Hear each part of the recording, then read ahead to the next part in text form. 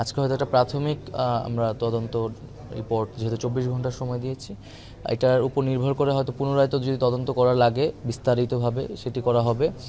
এবং অবশ্যই এই প্রক্রিয়ায় সরকারের লোক, মন্ত্রী বা অন্য কোনো সংস্থার লোক যদি যুক্ত হয় তাদের বিরুদ্ধে অবশ্যই বিচার করা হবে, কারণ এটি মানুষের একটি মানবাধিকারের বিষয়। তথ্যর প্রবাহর অবাধ নিশ্চিত থাকা এবং ইন্টারনেট ব্যবহার করা, তো যারা এটি করেছে, বন্ধ করে দিয়েছে, তারা মানবাধিকার লঙ্ঘন করেছে এবং এটি বন্ধ করে শত শত মানুষকে কিন্তু হত্যা করা হয়েছে।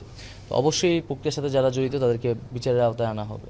আমরা সামগ্রিকভাবে এই বিভাগের যে ব্যাকগ্রাউন্ড, বর্তমান কার্যক্রম, চ্যালেঞ্জসমূহ, ভবিষ্যৎ পরিকল্পনা, সেই বিষয়গুলা এখানে আমরা আলোচনা হয়েছে।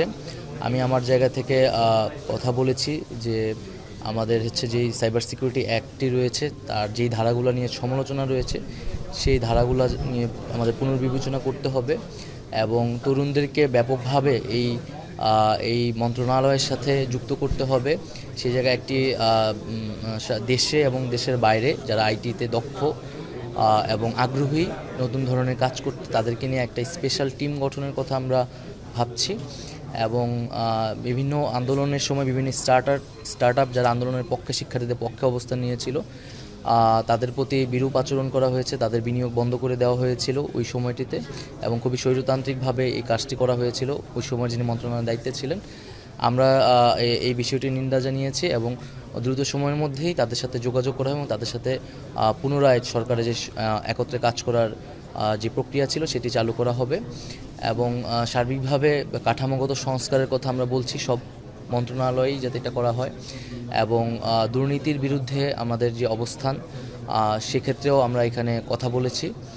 এবং শুধু আইটি সেক্টরই নয়, আমরা ভাবছি সরকারের জায়গা থেকে যে বিদেশে যেসব বাংলাদেশি তরুণরা পড়াশোনা করছে, দক্ষতা অর্জন করেছে, তাদেরকে দেশে ফিরিয়ে এনে দেশ গঠনের প্রক্রিয়ায় যুক্ত করা।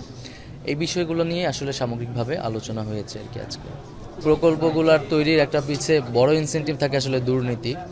তো এই জায়গাগুলো অবশ্যই রোধ করতে হবে এবং যতটুকু আমাদের প্রয়োজন, যতটুকু আমাদের ক্যাপাসিটি, তার ভিতরেই কাজ করতে হবে এবং প্রশিক্ষণের জায়গাটা আসলে সবার আগে। এবং যারা ফ্রিল্যান্সাররাও বাংলাদেশে একটা গুরুত্বপূর্ণ জায়গা করেছে তাদের কাজের মাধ্যমে। আইটি সেক্টরে তরুণরা কিন্তু নিজ উদ্যোগে অনেক ধরনের স্টার্ট আপ তৈরি করছে, তাদেরকে যুক্ত করতে হবে এবং তাদেরকে আরও ভালোভাবে প্রশিক্ষিত করতে হবে। এবং একটা দক্ষ জনশক্তি কিন্তু আমাদের আইটি সেক্টরে খুবই গুরুত্বপূর্ণ এবং এই জনশক্তির উপরেই কিন্তু নির্ভর করবে ভবিষ্যৎ বাংলাদেশ। তো এই সেক্টরে অবশ্যই সেই ধরনের কোনো ধরনের দুর্নীতি এবং বা অবহেলার আসলে সুযোগ নেই, যেটি আমরা যে নতুন একটি বাংলাদেশ, নতুন একটি স্বাধীনতার কথা বলছি এবং যেই তারুণ্যের হাতে যেই স্বাধীনতাটি এসেছে, এই তারুণ্যটিকেই কিন্তু এই দেশ গঠনে, এই তথ্য প্রযুক্তির বিপ্লবে আবার নেতৃত্ব দিতে হবে।